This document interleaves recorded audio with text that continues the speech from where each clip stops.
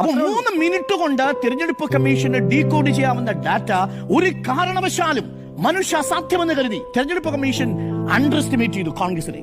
തെരഞ്ഞെടുപ്പ് കമ്മീഷൻ പ്രതിപക്ഷ നേതാവിനെ അണ്ടർ എസ്റ്റിമേറ്റ് ചെയ്തു, രാഹുൽ ഗാന്ധി അണ്ടർ എസ്റ്റിമേറ്റ് ചെയ്തു, അവരുടെ ടീമിനെ അണ്ടർ എസ്റ്റിമേറ്റ് ചെയ്തു.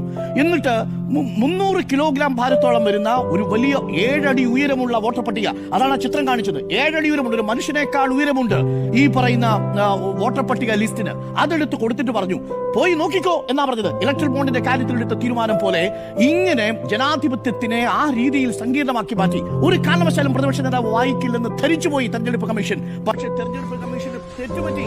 രാഹുൽ ഗാന്ധിയും സംഘവും 40ഓളം വരുന്ന ടീം അതിരുന്ന് ഡീകോഡ് ചെയ്ത് പേജ് വൈസ് മറിച്ചു നോക്കി. ഒരു സ്കാൻ മെഷീനിൽ വന്നിട്ടില്ല, ഒരു ഒപ്റ്റിക്കൽ ഡ്രില്ല് വെച്ച് വായിക്കാൻ പറ്റില്ല. വായിക്കരുത് എന്ന് നിർബന്ധമായിരുന്നു തെരഞ്ഞെടുപ്പ് കമ്മീഷന്. അതാണ് ഇങ്ങനെ കൊടുത്തത്. എന്തിനു വേണ്ടി അങ്ങനെ കൊടുത്തത്?